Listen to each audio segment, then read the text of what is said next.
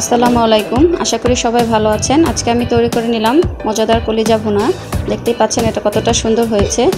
আর এই কলিজা ভুনাটা আপনি ভাত কিংবা পরোটার সাথে খেতে পারেন। আর এই ভিডিওতে দেখাবো আমি যে কিভাবে কলিজা রান্না করবেন, তাই ভিডিওটি না টেনে দেখার অনুরোধ রইল।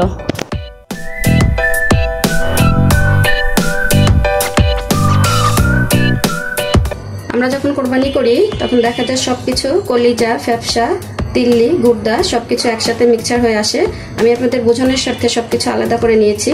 এখন আমি এগুলোকে কেটে ছোট ছোট টুকরা করে নিব। কলিজাগুলোকে আমি স্কয়ার শেপে কেটে নিয়েছি। চাইলে আপনারা যে কোনো শেপে কেটে নিতে পারেন আপনাদের রুচি মতো। এখন আমি এগুলো সিদ্ধ করে নেব। আপনারা চাইলে ভিনেগার দিয়ে ভিজিয়ে রাখতে পারেন মিনিমাম 1 ঘন্টা। তো আমি এখনই রান্না করব, তাই আমি এগুলো একটু সিদ্ধ করে নিচ্ছি।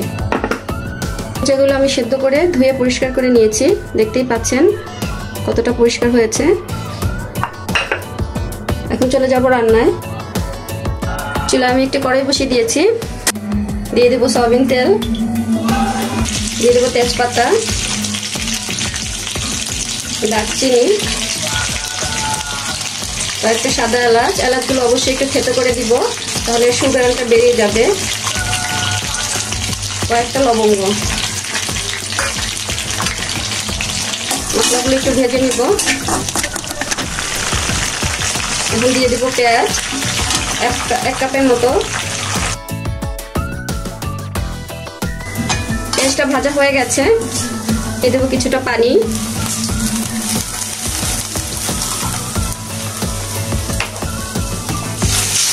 যাতে মশলাটা পুড়ে না যায়। দিয়ে দেবো 1 টেবিল চামচ জিরা বাটা, 2 টেবিল চামচ আদা রসুন বাটা,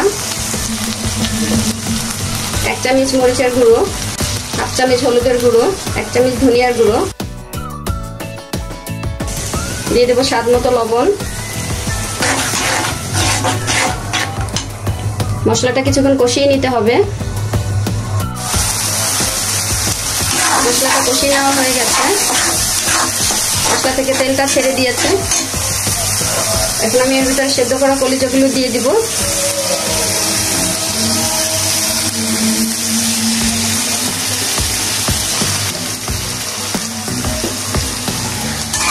ভালো করে একটু মিক্স করে নিয়ে কষিয়ে নিতে হবে।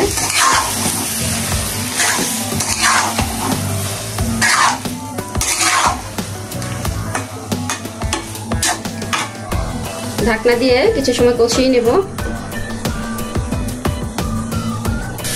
ফিরে এলাম 10 মিনিট পরে।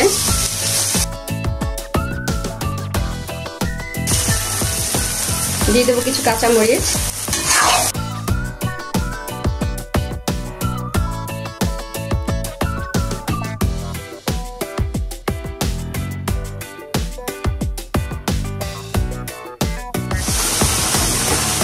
ফিরে এলাম 20 মিনিট পরে। কলিজাটা প্রায় হয়ে গেছে। কলিজাটা একটু মাখা মাখাই থাকবে। মাখা মাখা হলে কলিজাটা ভালো লাগে, বেশি ঝোল রাখতে ভালো লাগে না। এরপর যে আমি এখানে একটু জিরার গুঁড়ো দিয়ে দেব, ভাজা জিরার গুঁড়ি। সুন্দর একটা ঘ্রাণ আসবে।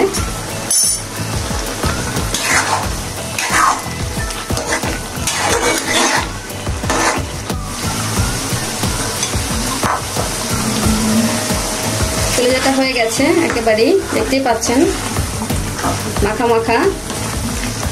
এখন আমি নামিয়ে নেব।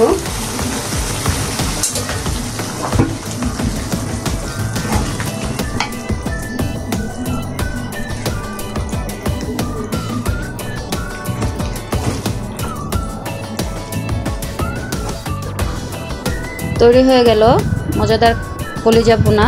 আমার এই রেসিপিটি যদি ভালো লেগে থাকে তাহলে আমার চ্যানেলটি অবশ্যই সাবস্ক্রাইব এবং শেয়ার করে দিন। আবারও কথা হবে নতুন কোনো ভিডিও নিয়ে। সেই পর্যন্ত সবাই সুস্থ থাকুন, ভালো থাকুন সেই প্রত্যাশায়। আল্লাহ হাফেজ।